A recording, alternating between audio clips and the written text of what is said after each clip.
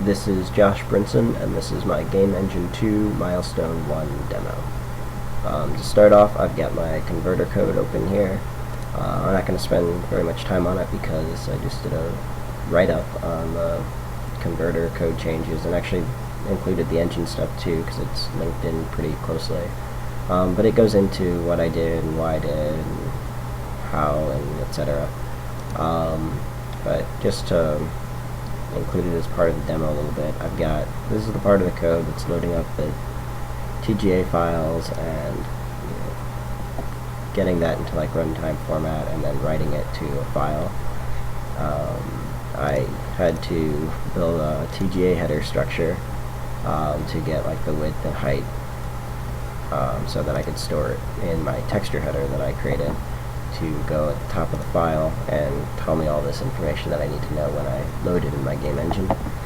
I also bundle the bounding sphere with the model data when I convert that, and this is just the Ritter sphere code from last term, nothing particularly interesting to see here. So again, all the details of this is in the write-up that is checked into my PA3 directory on Perforce.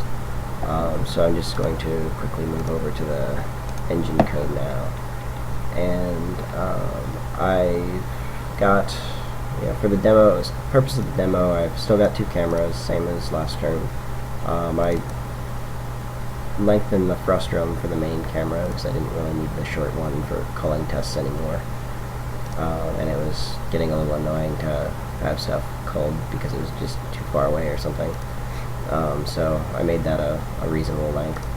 I've got my models that I'm loading up here. I should go into load assets. So load assets is a function that I made to iterate through all my SPU files, and each SPU file has the model data, including bounding sphere, and the associated textures. So for Space Frigate, it just has the one texture file. For War Bear, it has both of them, and for Buggy, it has all three that were included in the zip file.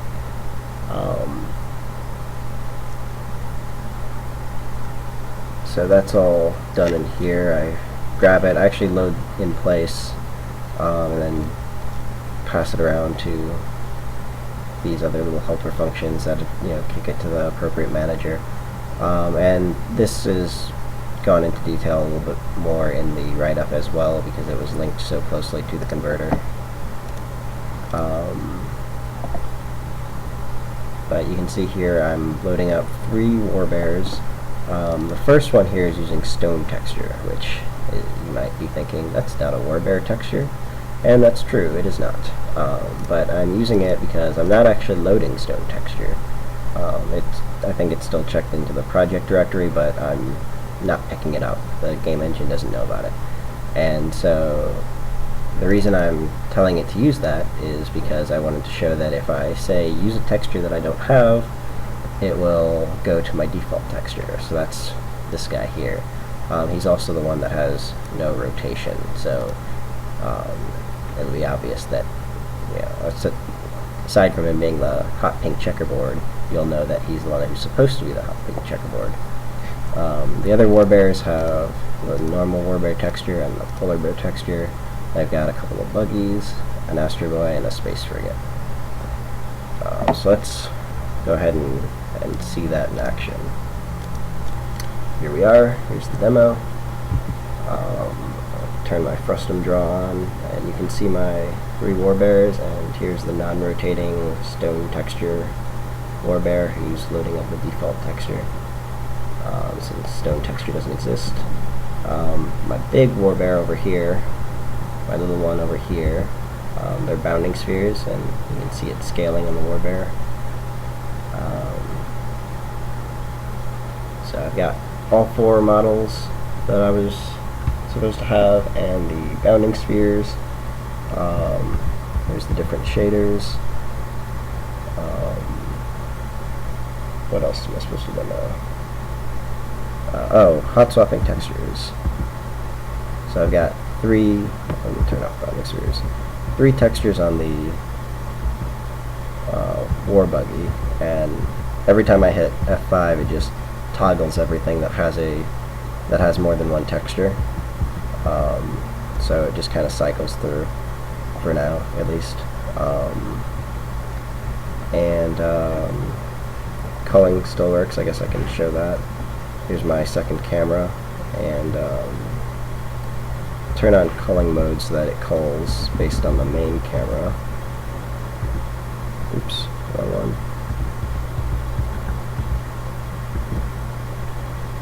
Now it's culling based on the main camera. And Warbear is peeking into view range just barely. So that still works, which is good. Didn't break anything. And then the last thing to demo, I guess, is orbit. So let me back this camera way out so that we can see it better.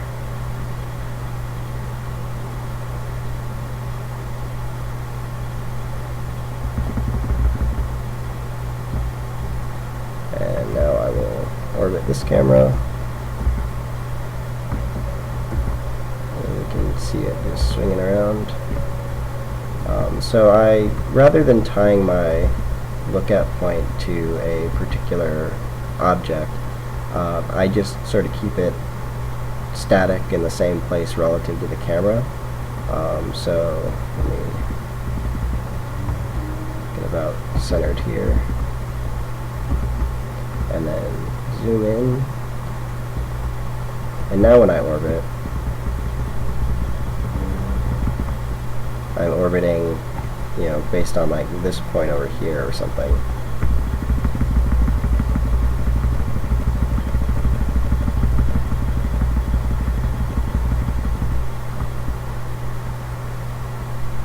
This lets me sort of always orbit the camera based on whatever it's actually focused on instead of tying it to an object. That way I can still freely move the camera around and orbit from any number of angles, and here's my left and right orbit.